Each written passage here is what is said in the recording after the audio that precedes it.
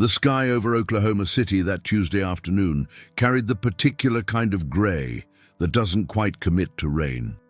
It hovered, thick and indecisive, pressing down on the streets of the Klassen Curve district like a hand resting on a shoulder. Not heavy enough to hurt, but present enough to remind you it was there.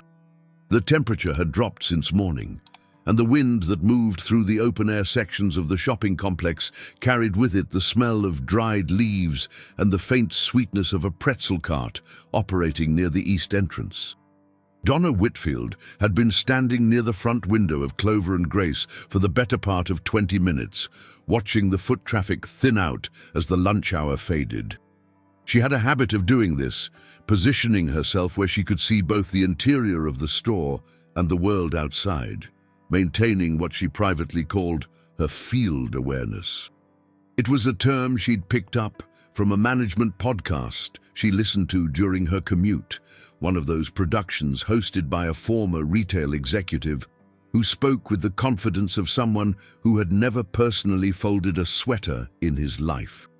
Still, the phrase had stuck, and Donna had adopted it as part of her professional vocabulary, using it in conversations with the store's owner, Carl Deakins, whenever she wanted to sound more strategic than reactive. Clover and Grace occupied a well-positioned corner unit in the Klassen Curve, not the largest space in the complex, but among the more refined in its presentation. Carl had built the store over 9 years into something that sat comfortably in the space between accessible luxury and genuine exclusivity. The inventory leaned toward contemporary American fashion with a Southern sensibility. Clean lines, quality fabrics, a color palette that favored earth tones, creams, and the occasional bold turquoise or rust that nodded to the region without becoming a costume. The average price point hovered around $180 for a blouse and climbed towards $600 for statement pieces near the back wall. There was a small section of locally made jewelry near the register, and the fitting rooms were wide enough to feel like a small room rather than a closet. A deliberate choice Carl had made during the renovation 3 years prior. Donna had been the floor manager for 14 months. She was 28 years old, had graduated from the University of Central Oklahoma with a degree in business administration, and had worked in retail for 6 years across 3 different stores before landing at Clover and Grace. She was competent. She had good spatial memory for inventory, could read a sales report quickly, and had a talent for upselling that felt, to most customers, like genuine recommendation rather than pressure. Carl trusted her with opening and closing procedures, had given her a modest raise after her first year, and had mentioned once, during a brief conversation after a strong December, that he could see her moving into a management role with more responsibility if the store expanded. That one comment had lodged itself in Donna's mind with a permanence that perhaps it hadn't deserved. She had replayed it, examined it, built projections around it. She wanted the expansion to happen. She wanted Carl to see her as essential to it. And in the meantime, she managed the floor of Clover and Grace with an efficiency that occasionally shaded into something harder, a tendency to triage customers by appearance before they'd said a single word, to invest her best energy in the ones who looked like they'd spend, and to move through interactions with the others quickly enough to redirect without being overtly rude. She wouldn't have described it that way, of course. In her own framing, she was simply being practical.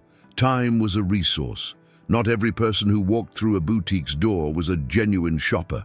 Some were browsers, some were tourists, some were people killing time while waiting for a friend in a restaurant 2 doors down. It wasn't discrimination, she told herself. It was pattern recognition. It was efficiency. It was, in the language of her podcast, strategic customer allocation. Patrice Holloway was folding a display of cashmere blend cardigans near the middle of the floor when the bell above the door sounded. She was 34, 6 years older than Donna, and had been working at Clover and Grace for 3 years, longer than Donna. though Donna held the higher title. Patrice had the kind of steady, unhurried manner that made her good at her job in a way that didn't photograph well on a resume.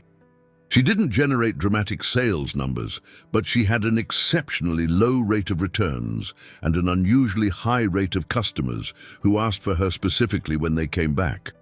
Carl noticed this. Though he'd never found the right occasion to formalize it into anything, Patrice looked toward the door. The woman who entered did so without any particular announcement. She came through the door the way most people come through doors, pulled it open, stepped inside, let it close behind her.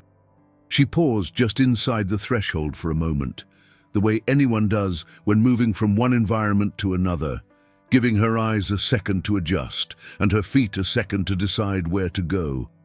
Then she moved forward, slowly, toward the nearest rack of clothing. She was somewhere in her early to mid-60s, though she carried herself with an ease that made age feel like an irrelevant measurement. She was not tall, perhaps 5'6" at most, but she occupied space with the particular confidence of someone who had spent a long time being comfortable in her own body. Her hair was a warm auburn, worn loose and a little wind-tousled from the afternoon outside. She wore a pair of dark-washed jeans that were clean but worn at the knees, a plaid flannel shirt in muted greens and browns that was a size larger than her frame required, and a pair of brown leather cowboy boots that had clearly been worn many times over many miles. No jewelry except for a pair of small gold studs in her ears. No handbag. She appeared to have her phone tucked into the front pocket of her jeans and nothing else. She moved toward the first rack slowly, her fingers trailing across the fabric of a few blouses without pulling anything out. Her expression was open and relaxed, not the focused intensity of a woman on a mission, but the mild, curious wondering of someone who had walked in without a precise agenda and was willing to be surprised. Donna saw her within seconds of her entering. She was still standing near the front window, close enough that she could have spoken a greeting immediately. She didn't. She took the woman in with the practiced efficiency of her pattern recognition. The worn boots, the oversized flannel, the absence of a bag, the general absence of anything that signaled what Donna mentally categorized as purchasing energy. There was no purposeful stride toward a specific section, no immediate reach for a price tag, no the occasion is in 3 weeks energy that tended to produce actual transactions. Donna placed her in a category. Not unkindly, she would have said, just efficiently. A browser, possibly someone who ducked in from the wind, possibly from out of town given the boots, possibly visiting family. Not the afternoon's priority. She let the woman browse ungreeted for 2 full minutes. Patrice, from her position near the cardigans, noticed this. She noticed specifically that Donna had not moved to greet the new arrival, which was the store's standard practice within 30 seconds of entry. And she noticed the direction of Donna's gaze, which was still angled toward the woman in the flannel shirt with a quality of attention that wasn't quite interest and wasn't quite dismissal, but existed in the uncomfortable territory between the two. Patrice set down the cardigan she was folding and began to move toward the front of the store. Donna intercepted her with a small, almost imperceptible movement, a slight shift of position that placed her in Patrice's path without being obviously blocking. "I've got the front," she said quietly. It was a perfectly normal thing to say. Patrice stopped. "Okay," she said. Then she went back to the cardigans. Donna approached the woman, but not immediately, and not with the warmth she brought to the customers she classified differently. She arrived at a distance of about 6 feet, which was slightly more than the store's standard greeting distance, and she said, "Hi there. Let me know if you're looking for anything specific." It was not unfriendly. It was not the language of cruelty, but it was flat in a way that any experienced retail worker would have understood. The tone reserved for the transaction you don't expect to happen, the greeting designed more to establish presence than to open a genuine conversation. The woman looked up from the rack.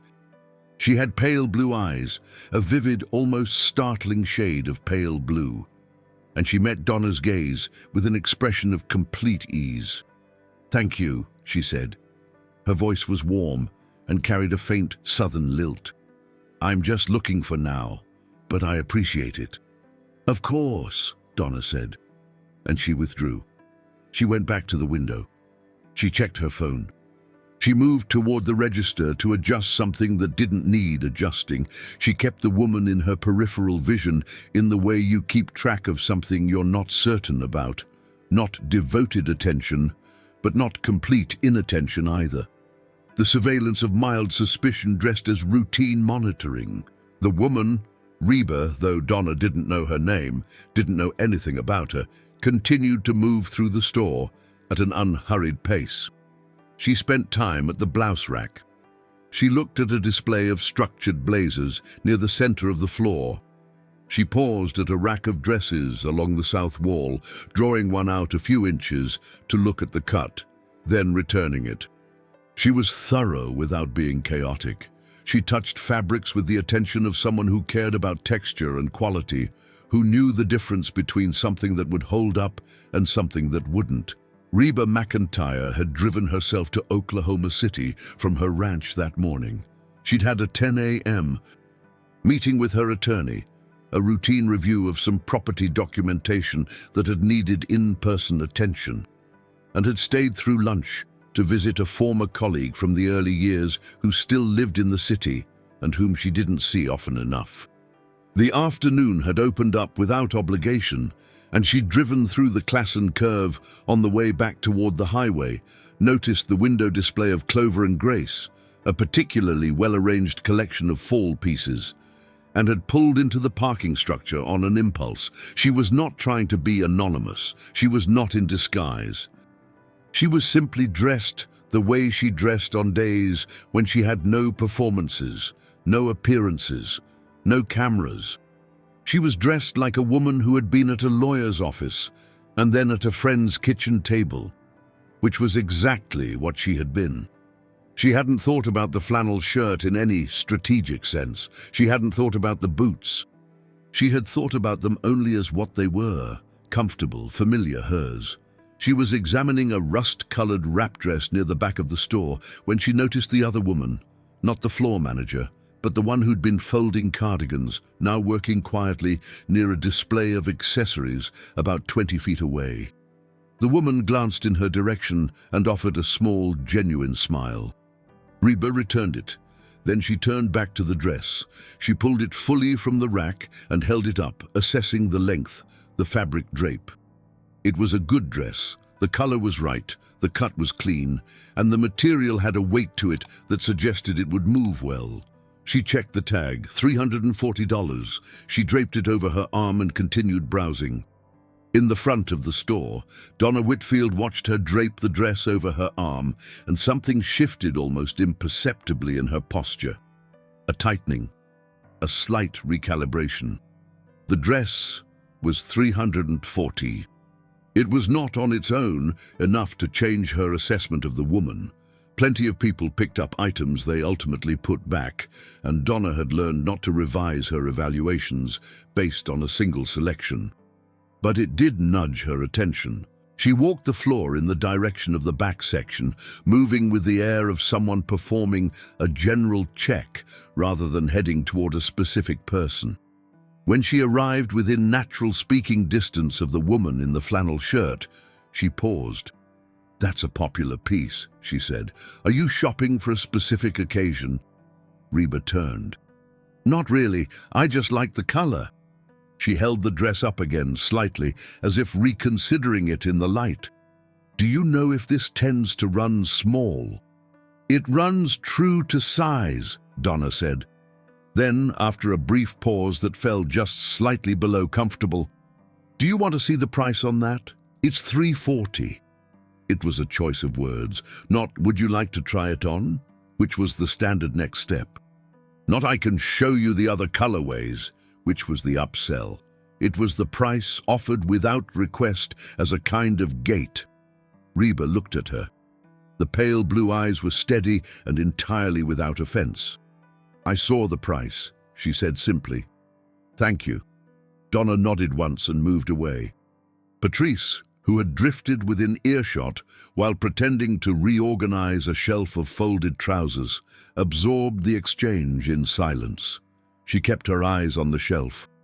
Her hands kept moving. But her jaw had tightened slightly, and she didn't look in Donna's direction when Donna passed her on the way back toward the front.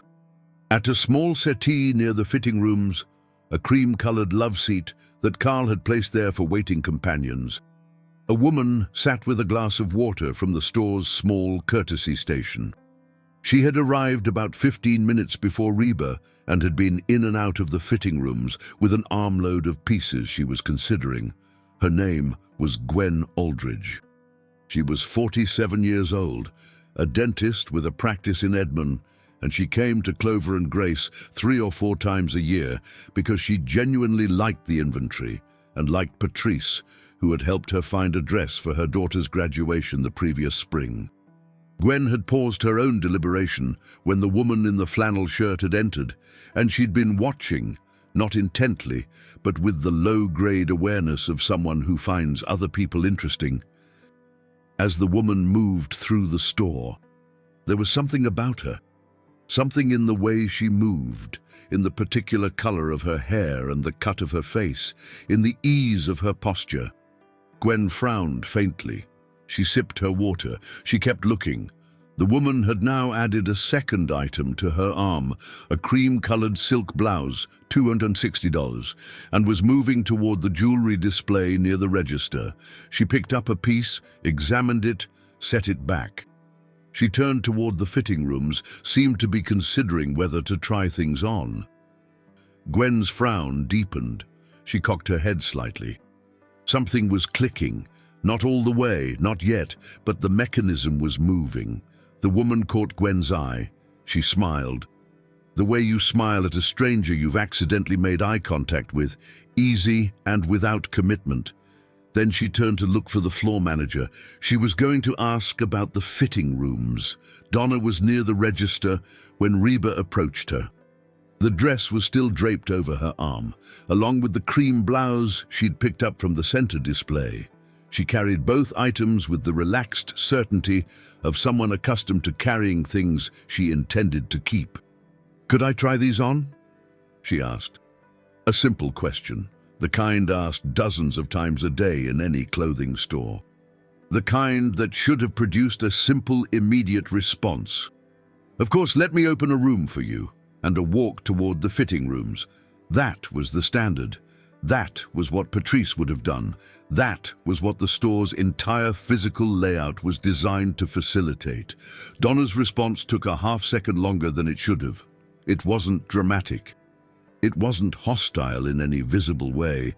It was simply a pause, a half-beat of calculation, before she said, "Of course. Before I open a room, would you mind if I take a quick look at your preferred payment method? For items over 300, we do ask for confirmation before using the rooms." The store had no such policy. Carl Deakins had never implemented such a policy, had never suggested it, had never discussed it in any meeting, written email, or casual conversation. It did not exist in the store's employee handbook, a document of modest length that covered things like scheduling, returns, dress code, and customer service standards. It was not a regional policy. It was not something Donna had heard at any previous retail job. It was something she had just created in real time and deployed with enough administrative composure to make it sound like it had always existed. Reba McEntire looked at her without expression for a moment, not with visible hurt, not with the trembling lip or the widened eyes of a person in a movie scene. With something quieter and harder to read. The pale eyes were steady. Then she said calmly, "That's not something I've encountered before in a store." "It's our standard for fitting room access on higher value items," Donna said. Her voice was even. She believed in that moment that she was managing a situation, not creating one. "I see," Reeba said. There was a pause. Gwen Aldridge, still on the settee across the room, had gone completely still. Patrice had stopped moving near the cardigan display. She was not looking at the exchange directly, but the quality of her stillness was the stillness of someone who is listening with their entire body. Reba shifted the dress and the blouse in her arms. She appeared to be making a decision, not an emotional one or not primarily, but a practical one. She was measuring something. Then she said, "All right. I don't have a card on me. I've got cash." She wasn't lying. She had left her bag in the car, a habit from years of moving quickly between environments, and her phone was in her pocket, along with 2 folded $100 bills she carried as a matter of long-standing personal routine. It was an amount that covered exactly nothing in Clover and Grace's inventory above the jewelry section. Donna's expression remained neutral, but something in it settled, a kind of confirmation of what she had, on some level, expected. "We do need to confirm card payment for items over $300 before using the fitting rooms," she said again. "I can hold those pieces for you if you'd like to run to your car." It was not the cruelest sentence ever spoken in a retail environment. Taken in complete isolation and applied to a policy that actually existed, it would have been entirely unremarkable. But it was the product of a sequence, the delayed greeting, the unsolicited price announcement, the invented policy, and now this direction to go retrieve something that had constructed brick by brick, a message that had nothing to do with payment methods. The message was, "You don't belong here in the way you are." Reba held the items for a moment longer. She looked at the dress, the rust-colored one, with an expression that was briefly, genuinely private. Then she placed both pieces carefully on the nearest display rack, not thrown, not shoved. Set down with the deliberateness of someone who does things properly regardless of how they've been treated. "Thank you for your time," she said, and she turned toward the door. Donna watched her go. She felt nothing in particular, or told herself she felt nothing in particular. She had managed the situation. The items were back on the rack. The afternoon could proceed. What she did not see, because she had already begun moving toward another task, was Gwen Aldridge rise from the settee. Gwen had been watching the entire exchange. She'd watched the pause before the policy was announced. She'd watched Reba's face during it. She'd watched Reba set the items down. And throughout it all, the clicking mechanism in the back of her mind had been working steadily, pulling fragments together. The color of the hair, the shape of the face, the particular quality of those pale eyes, the voice with its warm southern lilt, the way the woman moved across the store floor with the specific ease of someone who had spent decades being watched by large numbers of people and had made their peace with it. Gwen knew who that woman was. She had known for a solid 4 minutes and had sat with it, uncertain what to do with the knowledge, and then she had watched Donna Whitfield construct a fake policy to prevent a woman from using a fitting room, and the decision had made itself. She set her water glass down. She walked toward the door, not quickly but with purpose. She pushed through it into the gray afternoon. The woman was about 15 feet down the walkway, moving at an unhurried pace toward the parking structure, hands in the pockets of her flannel shirt. Gwen called out, "Excuse me, Ma'am?" The woman stopped, turned. Gwen covered the distance between them in a few quick steps and stopped when she was close enough to speak without raising her voice. She was a practical, plain-spoken woman by nature, and she didn't dress the moment in more language than it needed. She said, "I was in there while all of that happened. I want you to know that the policy she mentioned, the card thing, that's not a real policy. I've been shopping there for 3 years, and no one has ever asked me for that." The woman, Reba, looked at her with an expression that was difficult to categorize. Not surprise exactly, not gratitude quite. Something more neutral and more complex than either. "I figured it wasn't," she said. "I'm sorry," Gwen said. "You didn't deserve that." Reba looked at her for a moment. There was a quality to her gaze that was very still. The kind of stillness that comes not from emptiness, but from depth, from having thought about many things for a long time. Then she smiled. A small, genuine smile. "What's your name?" she asked. "Gwen Aldridge." "Gwen," Reba said. "Thank you for coming out here. That was kind. Are you going to do anything about it?" A pause. The wind moved between them, carrying the pretzel smell again. "I'm going to think about it," Reba said, and then, in a tone that contained neither threat nor performance, "I usually do." She gave Gwen a final small nod and turned back toward the parking structure. Gwen stood on the walkway for a moment, watching her go, the confirmation of what she already knew sitting solidly in her chest. Then she turned and went back into the store. Patrice was waiting near the door. Not obviously, she was adjusting a mannequin near the entrance, but she looked at Gwen with an expression that asked a clear question without words. Gwen looked at her. "Do you know who that woman was?" she asked quietly. Patrice hesitated. Then, carefully, "I had a feeling." "You should probably talk to your boss," Gwen said. Patrice said nothing to that. She turned back to the mannequin. Her hands were very still on the fabric of the display garment, and she was looking at something that wasn't in the room. Donna Whitfield was behind the register, checking inventory on the store's tablet. She was unaware that any of this had happened. She was efficient and organized and moving through the afternoon with the confidence of someone who had managed a situation well.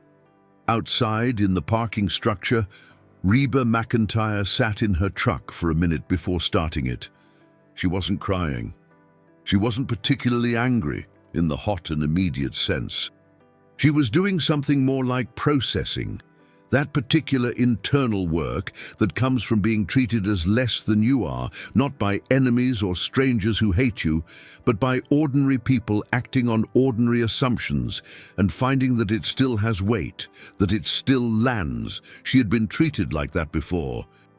Long ago, before the records and the tours and the television and the decades of work, she had been a girl from McAlester, Oklahoma, with red hair and big ambitions and no guarantee of anything.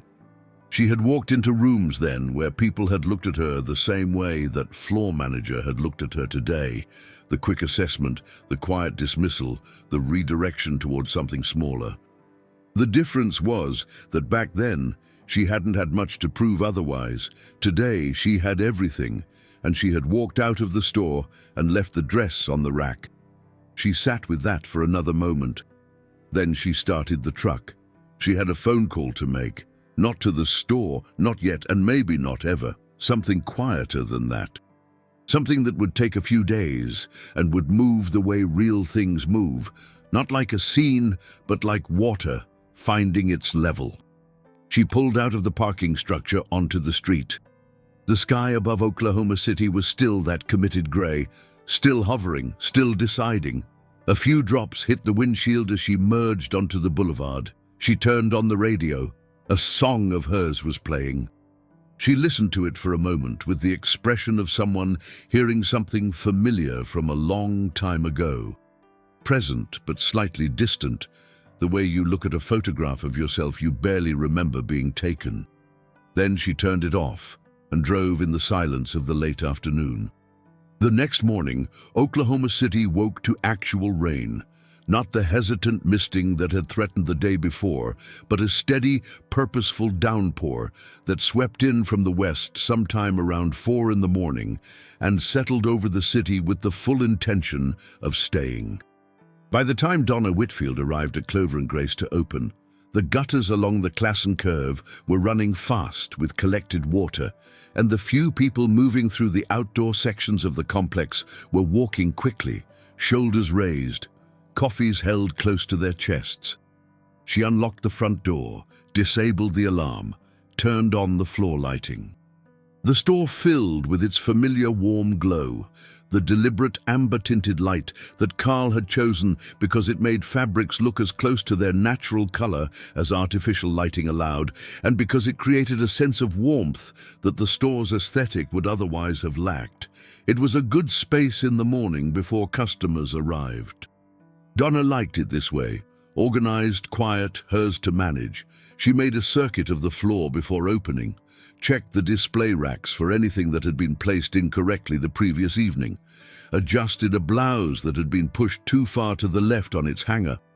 She noticed the rust-colored wrap dress and the cream blouse, both back on the rack where they'd been returned, not by her, but by Patrice, she assumed, who had closed the previous evening. She looked at them briefly, noted them as recovered stock, moved on. Patrice arrived 20 minutes before opening. She came in through the side employee entrance with rain on her coat and a thermos of coffee, and she said good morning to Donna with her usual composure. She hung her coat, stowed her bag, and began her pre-opening tasks. They worked in parallel for 15 minutes without any particular conversation. This was not unusual. Their working relationship had always been more functional than personal. They were professional with each other, respectful enough, but not close. They had never had lunch together, had never spoken at length about anything outside of work. Donna regarded Patrice as a reliable but unambitious employee, good with customers, not particularly driven. Patrice regarded Donna as competent but difficult to fully trust, for reasons she had never articulated to Carl or to anyone else at the store. At 9:47 a.m., 13 minutes before opening, Patrice stopped what she was doing and said, "Donna." Donna looked up from the tablet. "Yeah?" Patrice was standing near the center of the floor, holding a refolded cardigan that she'd been replacing on a shelf. Her expression was careful, not accusatory, not confrontational. She had thought about how to say this since the previous afternoon. She had thought about it on her drive home, over dinner, lying awake for a portion of the night. "The woman yesterday," she said. "The one with the flannel shirt." Donna's expression didn't change visibly. "What about her?" "The policy you told her about," Patrice said. "The card confirmation before using the fitting rooms." A brief silence. "It's something I've been implementing," Donna said. Her voice was even, informally. "Carl hasn't mentioned it. I was going to bring it to him." Patrice looked at her. She had the kind of face that was difficult to read quickly, not because she was deceptive, but because she was genuinely measured, someone who processed things fully before expressing them. "That woman," she said. "Do you know who she was?" "A customer," Donna said. Then, after a pause, "A browser. Her name was Reba McEntire." The name landed in the room. Donna's expression didn't collapse. She wasn't built for visible collapse, but something shifted, a rapid internal reprocessing, a recalibration, the kind of cognitive event that happens when a framework you've been operating from turns out to have been built on wrong information. She said nothing for a moment. "You're sure?" she said. It wasn't really a question. "Gwen Aldridge was there," Patrice said. "She recognized her. She told me before she left." Donna set the tablet down on the register counter very carefully. She was doing the thing she did when processing, the appearance of calm as a management strategy applied inward. She didn't identify herself, she said. She didn't have to.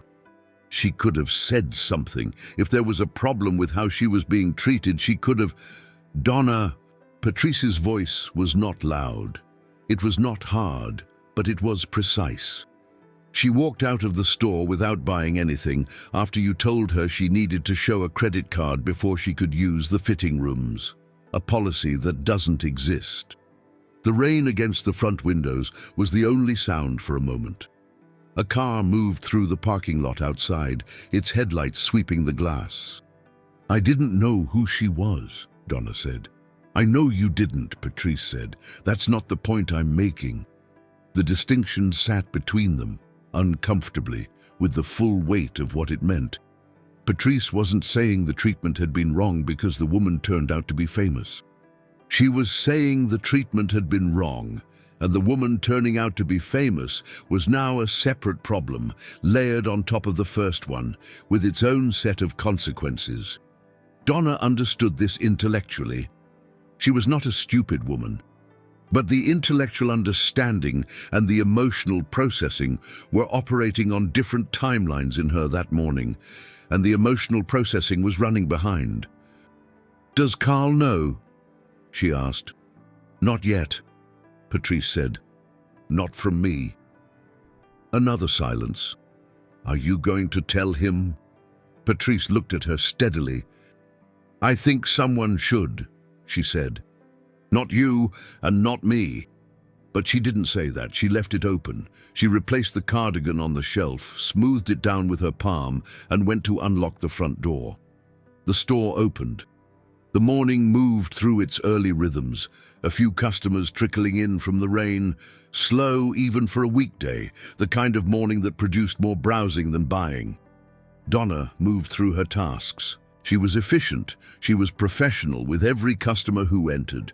She answered questions, processed a return, helped a woman in her 50s find a blazer in a specific cut she'd been looking for.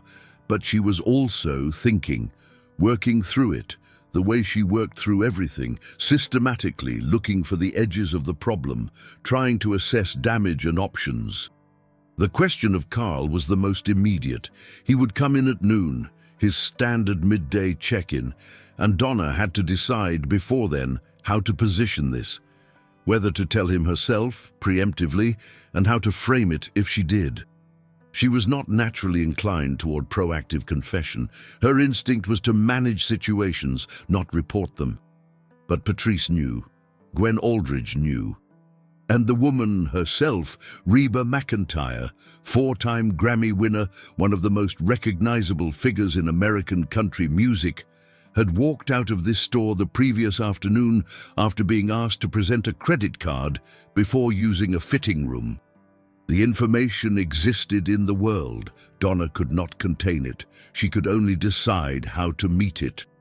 What she did not know, could not have known, was that the information was already moving through channels she had no visibility into. Gwen Aldridge, the dentist from Edmond, had gone home the previous evening and had called her sister, who lived in Nashville and worked on the periphery of the music industry in a marketing capacity. The conversation had been personal. "You won't believe what I saw today." And the sister had listened with the particular attention of someone who understood the specific weight of what was being described. She had not done anything with the information yet, but she had it. More significantly, Reba McEntire had made a phone call from her truck on the drive out of the city. Not to the press. Not to a lawyer. She had called a person she trusted. Someone she'd worked with for 20 years, a woman named Diane, who functioned as a hybrid of personal assistant, advisor, and confidant. She had described what had happened in Clover and Grace with the directness and completeness that came from having described hundreds of situations over the years. She had not told Diane what to do with it. She had simply told her. Diane had written everything down. She had the name of the store. She had the general description of the floor manager. She had the timeline. She had, in her own judgment, sufficient cause to act. And she knew Reba well enough to understand that "I'm going to think about it" was not a dismissal of the incident, but a deferral of its resolution. The resolution would come. The form was still being determined. This was all invisible to Donna Whitfield, who was processing a return transaction at 11:22 a.m. and thinking about how to speak to Carl. At 11:35, a woman entered the store that Donna had never seen before. She was perhaps 50, neatly dressed in a dark blazer and slacks, with a leather portfolio under her arm and the brisk manner of someone on a professional errand rather than a personal one. She went directly to the register and asked for the store's owner. "He's not in until noon," Donna told her. "Is there something I can help you with?" "I'll wait, thank you," the woman said. She moved to the settee near the fitting rooms, the same settee where Gwen Aldridge had sat the previous afternoon, and opened her portfolio. Donna looked at her for a moment. Something in her chest had tightened. Then she went to find Patrice. Patrice was in the stockroom. Donna pushed the door open. "There's a woman here asking for Carl," she said. Her voice was not quite as controlled as she wanted it to be. Professional, portfolio. She says she'll wait. Patrice looked at her. She said nothing. "Do you know anything about that?" Donna asked. "No," Patrice said. "I don't." Donna looked at her for another second, trying to read something in her expression that would help. She found nothing she could use. She went back to the floor. The woman on the settee sat with her portfolio open, writing something in a neat, small hand. She didn't look up when Donna passed. She didn't appear to be in any particular hurry. She had the patient, settled quality of someone who has done this kind of thing before and knows that the waiting is part of it. Carl Deakins arrived at 12:04, rain-damp and carrying the paper bag from the sandwich place 2 units down that he stopped at most middays. He was 61, heavy-set in the comfortable way of a man who ate well and didn't worry about it, with grey at his temples and reading glasses he kept on the top of his head as a permanent feature. He'd built Clover and Grace from a half-formed concept and a modest inheritance into something he was genuinely proud of, and he ran it with the particular combination of warmth and practicality that reflected his personality. He came through the door, shook rain from his jacket, and saw the woman on the settee rise as he entered. She introduced herself briefly and quietly, a name and a professional context that made Carl's face change in a way that Donna, watching from behind the register, could read clearly even from across the room. He glanced at Donna. Then he looked away. Then he said to the woman, "Of course. Why don't we use the back office?" And they went. The door to the back office was not quite soundproofed. Donna could hear the low register of voices, but not the words. She stood behind the register with her hands flat on the counter and her eyes on the rain-blurred window, and she understood that she had reached the end of the period of uncertainty. Whatever was happening in that office was the beginning of the next phase, the one she had been trying to calculate since Patrice had said that name to her in the quiet of the pre-opening store. Reba McEntire. She said it in her own mind, testing the weight of it again, and it had the same effect it had had the first time, that rapid, total collapse of the framework she'd been operating from. The woman in the flannel shirt and the worn boots, the pale blue eyes completely steady, the way she had set the dress and the blouse on the rack, carefully without drama, and said, "Thank you for your time." Donna understood standing there that what she had done the previous afternoon had not been just a mistake of judgment about a specific customer. It had been a demonstration of a pattern, the pattern that Patrice had named without naming, the one that existed in the distance between "I didn't know who she was" and "that's not the point." The back office door stayed closed. Outside, the rain continued. Carl Deakins sat in his office for 37 minutes with the woman from Reba McEntire's team. Her name was Diane Kowalczyk, and she had been in Reba's professional circle for over 2 decades in the role that covered whatever needed covering. She was not a lawyer, and she was not threatening legal action. She was not, she made clear, there to produce a confrontation. She was there because Reba had asked her to be there, and because what had happened in this store the previous afternoon needed to be formally acknowledged by someone with the authority to do the acknowledging. She described the events with precision. She described the delayed greeting, the unsolicited announcement of the price, the fabricated policy about credit card confirmation before fitting room access, the instruction to retrieve a card from the vehicle. Carl listened without interrupting. He was a man who had spent a long time in business and had developed the capacity to receive difficult information without visibly falling apart. But the effort of that was visible to Diane, who was experienced at reading rooms. He asked 2 questions, both specific, both factual. He confirmed the timeline. He looked at a small photograph on his phone that Diane showed him. A crowd shot from a public event, Reba visible in the frame. And he confirmed that he recognized the woman in his store from the description. He said very little. He said that he was grateful Diane had come to him directly rather than escalating through other channels. He said that what had been described did not reflect the standards he had built his store on, and that he was responsible for what happened in his store, regardless of who had made the decision. He said that he would address it. Diane thanked him. She gave him her card. She left. Carl sat alone in the office for another 4 minutes after she left. He sat with his hands folded on his desk and his sandwich uneaten beside him, and he went through the event in his mind with the methodical thoroughness of someone who processes things by rebuilding them from scratch. He had known Donna Whitfield for 14 months. He had trusted her with his floor, with his keys, with the daily execution of everything his 9 years of work had produced. He had praised her efficiency. He had mentioned once that he could see her growing with the store. He had not known that the efficiency contained this. He got up. He opened the office door. He looked across the floor and found Donna immediately.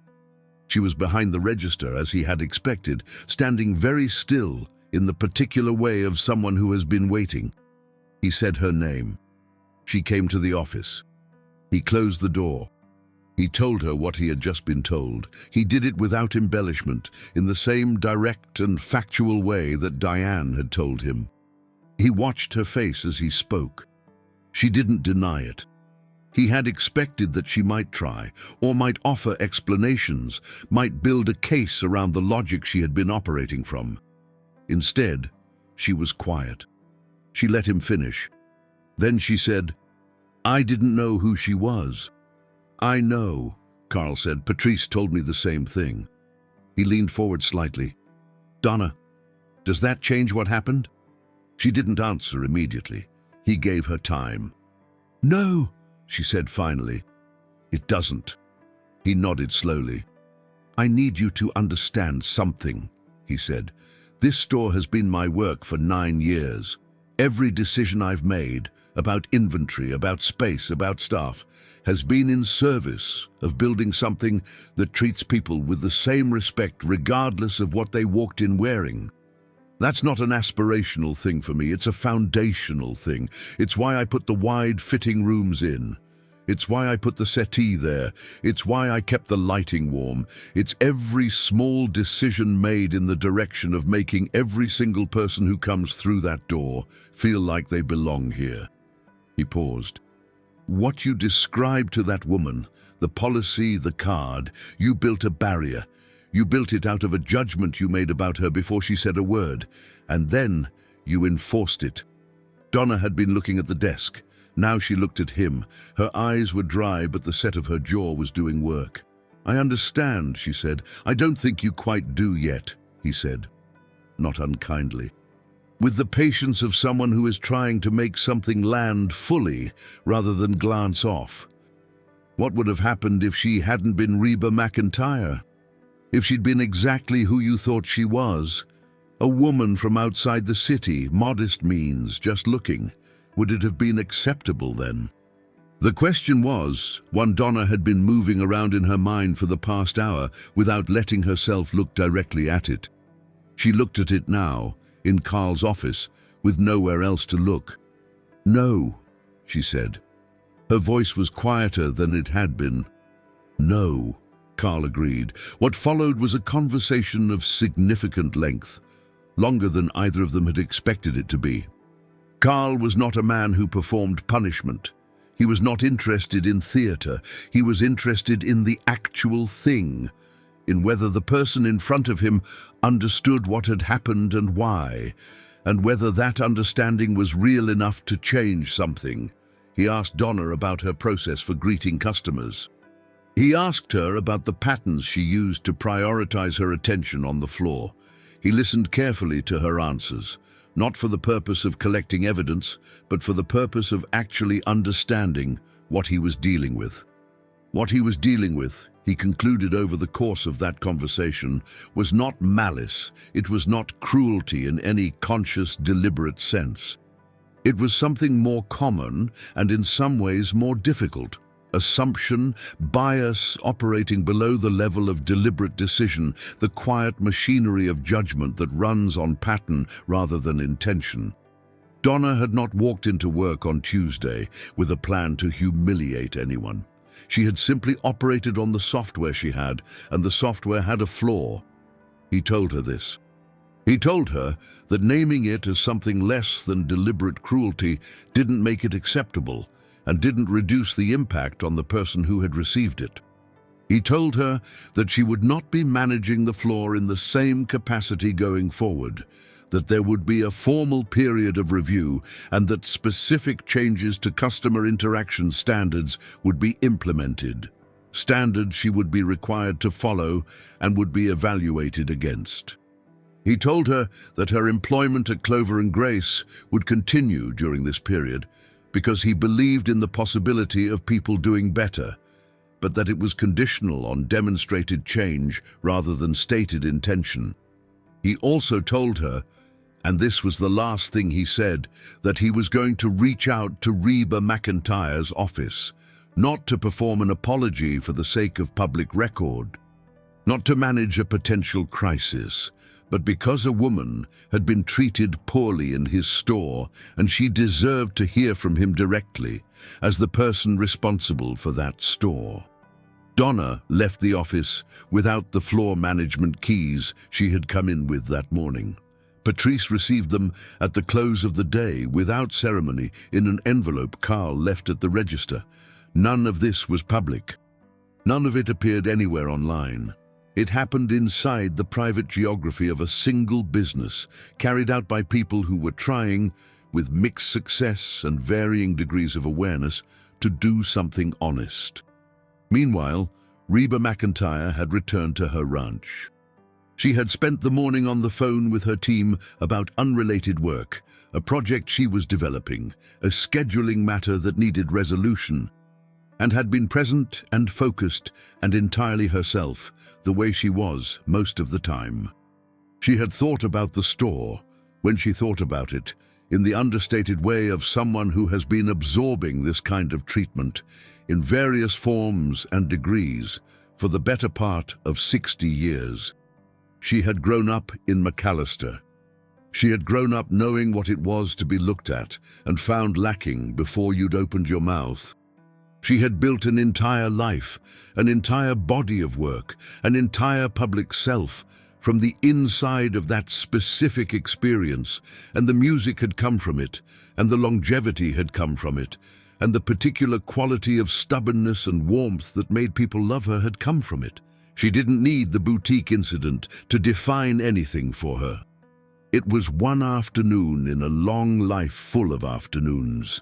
What it had done mostly was remind her of something she already knew, that the distance between who you are and who someone decides you are in the first 3 seconds of being seen is one of the most persistent and ordinary forms of harm in the world, not spectacular, not newsworthy in most cases. Just the quiet, daily arithmetic of assumption, adding up in the lives of people who never get the Reba McEntire revelation at the end of the story. That was the part that stayed with her. Not the store. Not the woman with the flat greeting and the invented policy, the people for whom there was no reveal. The ones who left without buying the dress and drove home in the rain, and the world remained exactly as it had been. She thought about calling Carl Deacon's store back, not for her own sake, but for that. To say something.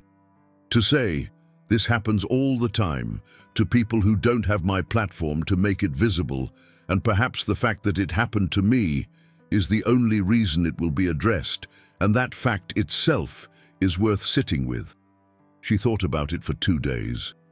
On the 3rd day, Carl Deacon's letter arrived. It was a handwritten letter, not an email, not a form, written on good stationery in a clear, unhurried hand. It described what had happened in specific and undefended terms. It described what he had done in response.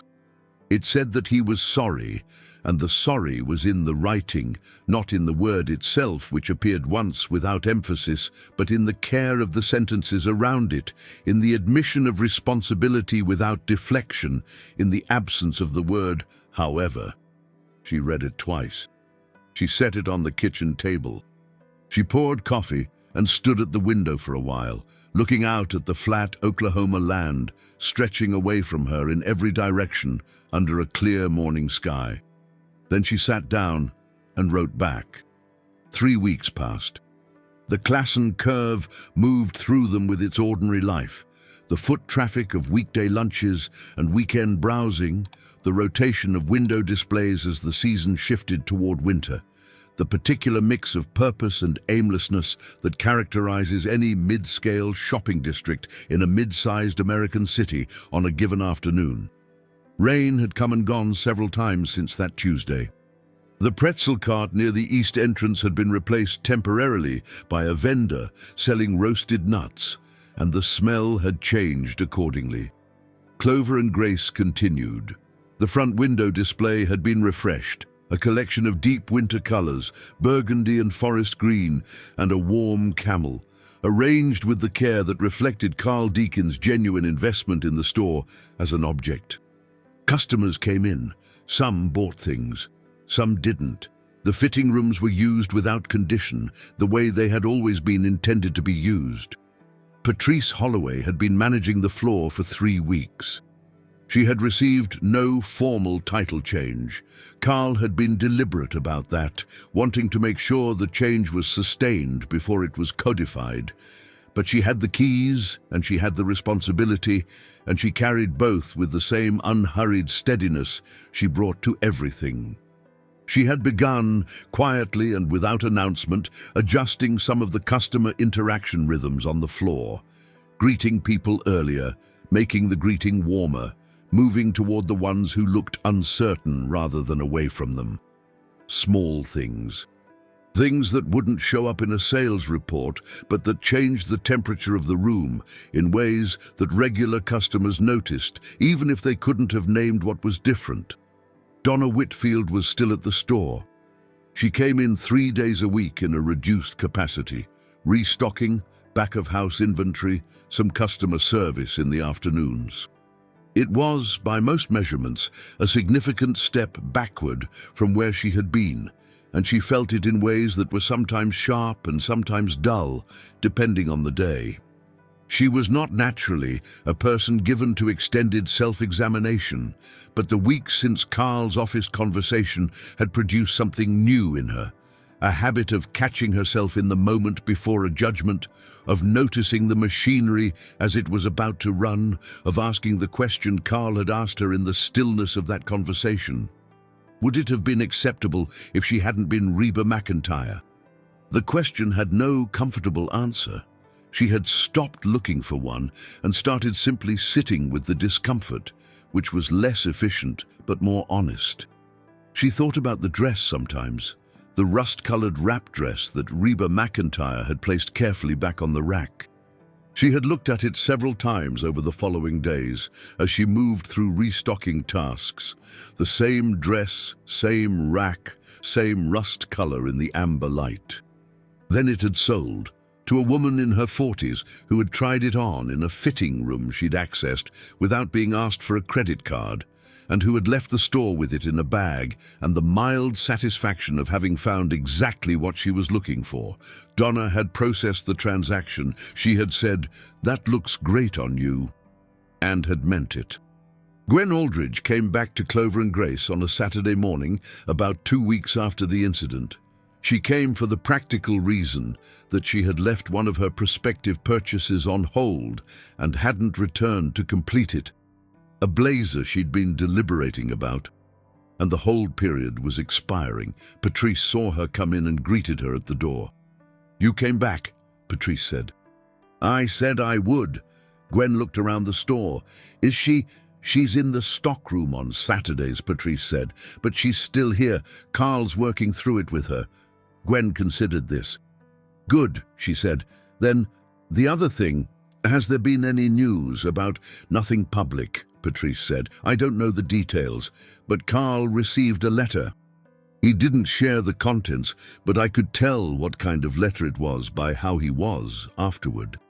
Gwen looked at her. What kind was it? Patrice thought about how to answer. She thought about Carl sitting at his desk after he'd read the letter, with the particular quality of stillness that comes from reading something that has been written with full intention. When the words have weight, because the person who wrote them meant all of them. She thought about the way he had looked up when she'd knocked, and the expression on his face, which was not relief exactly, but something adjacent to it. The expression of a person who has been met where they are. The kind you write when you've decided not to use the situation as a weapon, Patrice said. The kind where you just say what's true and leave room for the other person to respond to it. Gwen was quiet for a moment. Outside, the Saturday morning foot traffic moved through the Klassen curve, families with children, couples, individuals on errands, the whole ordinary panorama of people moving through a city with the mild purposefulness of a weekend. None of them had any particular relationship to what had happened in this store, or to the rust-colored dress, or to the woman with the pale blue eyes who had driven out of the parking structure in the rain 3 weeks ago. I think about that, Gwen said. About the people for whom there's no resolution, no letter, nothing. Patrice nodded slowly. I think about it too, she said. They stood there for a moment in the amber light of the store, with that thought between them, not heavy enough to crush anything, but present enough to matter. Then Patrice said, "Let me get your blazer," and went to the back. Reba McEntire performed at a venue in Tulsa on the 3rd Friday after the incident. It was a mid-sized show, not a major tour date, but a regional appearance that drew several thousand people from across Oklahoma and the surrounding states. She took the stage in a sequined jacket the color of autumn leaves, and the crowd responded the way crowds had been responding to her for 40 years. With the full-throated warmth of people in the presence of something they love, something that has been consistent in their lives across decades and changes and losses and all the things that make a life. She sang the songs. She moved the way she moves, with ease, with authority, with the particular charisma that can't be manufactured, and that time, rather than diminishing, had only deepened. Between songs, she talked to the crowd with the directness and humor that people expected from her, the connection that made a venue of several thousand feel briefly like a conversation. At one point, between the 3rd and 4th song, she paused at the microphone and was quiet for a moment. The crowd settled, attentive. She didn't tell the story. She didn't name the store or the city or the woman who had built a policy out of thin air and a quick judgment. That wasn't what the moment was for. What she said instead was this: I grew up in McAllister. I grew up being the girl nobody expected much from, and I want to say something to anybody in this room who knows that feeling, who has walked into a place and felt somebody decide before you even opened your mouth that you didn't belong there. She let that sit for a second. You belong there, she said, whatever you're wearing, whatever you drove up in. Whatever you've got in your pocket or don't have, you belong there. The crowd responded, not with screaming, with something quieter and more sustained, a wave of acknowledgement that moved through the room and back toward the stage. She nodded once. Then she said, "All right, let's play," and the band came in. Donna Whitfield was not at the concert. She was at home in her apartment in Nichols Hills, on the northwest side of the city, sitting at her kitchen table with a cup of tea and the management podcast she hadn't listened to in several weeks. She had opened the podcast app and found the episode she'd been partway through and sat looking at the thumbnail for a long time without pressing play. Then she closed the app and sat in the quiet. She was 38 days out from the Tuesday afternoon that had reorganized the landscape of her professional life. She had not yet fully arrived at the thing Carl was asking her to arrive at. The real internal shift, the genuine recalibration rather than the behavioral one. She was still mostly working at the behavioral level, catching herself, adjusting, pausing before judgments. It was real work, even if it wasn't yet the deeper thing. But something was different from 38 days ago. She couldn't have named it precisely. It had to do with the question she kept returning to, the one Carl had asked, the one about whether it would have been acceptable if the woman had been exactly who she'd thought she was. It had to do with the dress on the rack.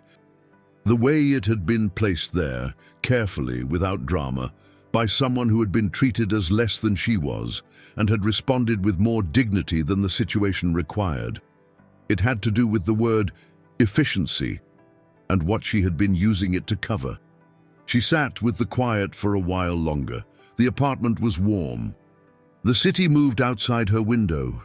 The ordinary Friday night sounds of a mid-sized American city, traffic and distant music, and the low, ambient hum of 100,000 lives happening simultaneously, none of them particularly connected to any other. All of them pressing forward in their own private directions with whatever they carried. She got up and poured out the tea, which had gone cold. She washed the cup. She went to bed. Tomorrow she was working the afternoon shift at Clover and Grace. She would come in through the side entrance, hang her coat, and begin in the stockroom. At some point in the afternoon, she would move onto the floor to handle the afternoon customer traffic, and she would greet people within 30 seconds of their entering, and she would move toward the ones who looked uncertain, and she would ask about occasions and preferences and sizes with the same attention she had always given to the customers she'd classified as worth it. It would not feel natural yet. That was the honest truth of where she was, not at the place where it felt natural, but at the place where she was doing it anyway, because the not doing it had produced something she couldn't put back the way it had been. Like a dress placed carefully on a rack by someone with more grace than the moment deserved. She was learning, slowly and without applause, the difference between efficiency and care. They were not the same thing. She had spent years believing they were compatible, that you could be caring within an efficient framework, that the framework didn't affect the caring.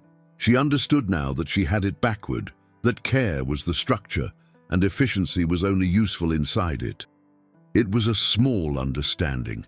It didn't resolve anything dramatically. It didn't produce a transformation or a revelation. It was just a thing she now knew that she hadn't known before, sitting in her like a new piece of furniture, slightly awkward in its placement, but undeniably present, changing the shape of the room. She turned off the light.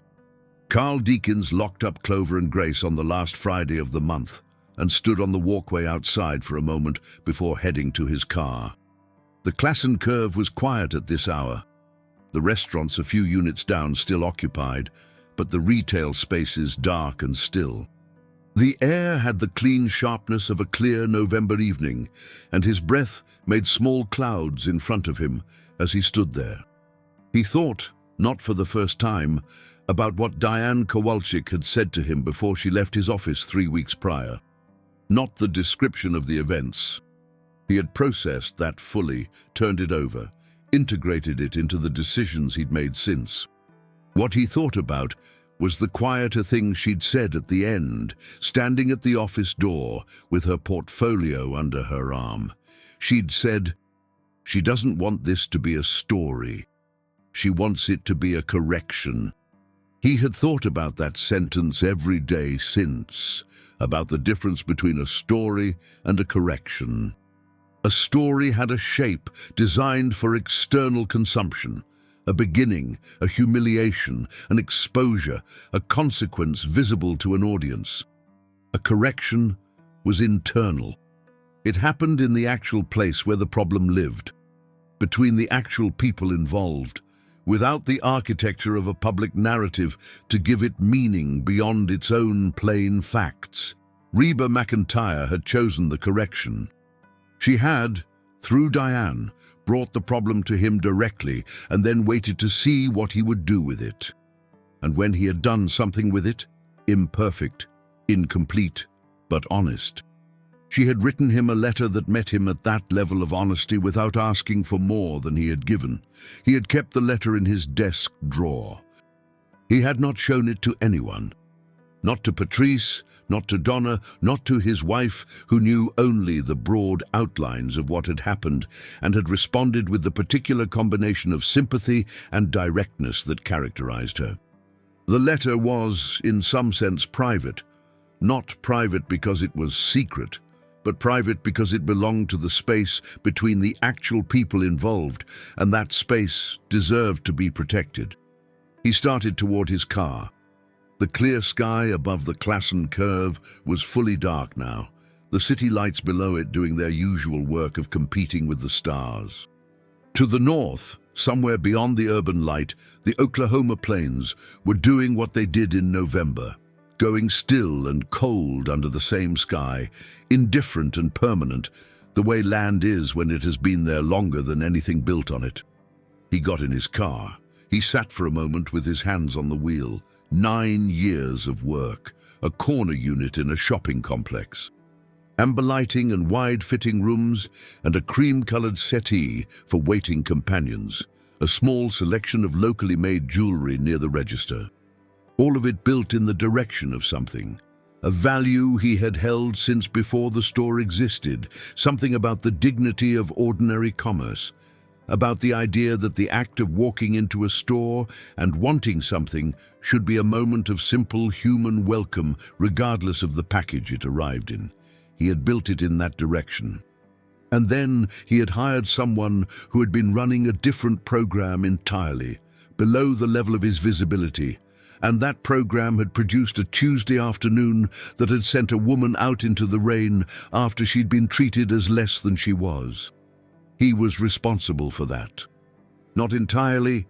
Donna had made her choices and would work through their consequences over time, but responsible in the way that anyone who builds a space and sets its tone and hires its stewards is responsible for what those stewards do inside it. The responsibility didn't crush him. It clarified him. He started the car and drove home. Reba McEntire's letter to Carl Deakins was not long. It ran to 3 paragraphs on a single page, written in her own hand, on plain stationery without letterhead. It said what it said without excess, the way she had always preferred to say things, directly, without performance, with the understanding that the right amount of words was usually fewer than you thought you needed. The first paragraph acknowledged his letter and thanked him for writing it in the way he had written it, specifically, for not beginning with the word, however. The second paragraph said that she accepted his account of what he had done in response, and that she believed him. It said that she had been treated in ways that were unkind, and that she did not intend to carry it beyond this correspondence, not because it didn't matter, but because what mattered was not what happened to her specifically. She had resources and platform and the luxury of being able to absorb this kind of thing without long-term consequence. But what happened to the people for whom there was no letter, no correction, no moment of resolution? She said she hoped the changes he described would hold and that they would reach beyond the specific situation that had prompted them. The third paragraph was short. It said, "I grew up in McAlester, Oklahoma. I have been the woman in the flannel shirt my entire life, in every room I have ever walked into. Before everything else I became, I still am. The fact that some rooms have started to recognize me does not change what it felt like to be in the rooms that didn't. I think about the people still in those rooms every day. I hope you will too." She had signed it with her name, her full name, written the way she always signed things, without flourish, like a fact. The rust-colored wrap dress sold in the second week of November to a woman named Carol Fenwick, 44 years old, from Edmond. She had come in on a Wednesday afternoon looking for something for her company's end-of-year dinner. Patrice had helped her find it, had pulled it from the rack, noted the color against Carol's complexion, suggested she try it with a pair of low heels rather than the boots she'd been considering. Carol had tried it on in the wide fitting room, had stood in front of the full-length mirror for a while, and had decided that it was exactly right. She had paid for it, received it in a bag wrapped in tissue, and left the store with the mild but genuine satisfaction of someone who has found what they were looking for. She did not know the history of the dress. She did not know that a woman with pale blue eyes and worn cowboy boots had held it in her arms and then set it back on the rack with a care that had nothing to do with the fabric. She did not know any of that. She just knew it was a good dress, that it fit right and moved right and was the correct color for who she was and what she was walking into. That was all she needed to know. Patrice watched her leave. She watched through the front window as Carol Fenwick moved down the walkway with the bag and disappeared around the corner toward the parking structure. Then she turned back to the floor and began straightening the rack where the dress had been, making room for the next thing. The store was warm. The amber light did its work. Outside, Oklahoma City went about its November afternoon. The ordinary, ongoing, unheroic work of a city being itself, block by block, life by life, one interaction at a time, some of them better than others, all of them mattering more than they would ever be recorded as mattering. Patrice moved along the rack, her hands steady and unhurried. The door opened. A customer came in. She greeted them at 20 seconds.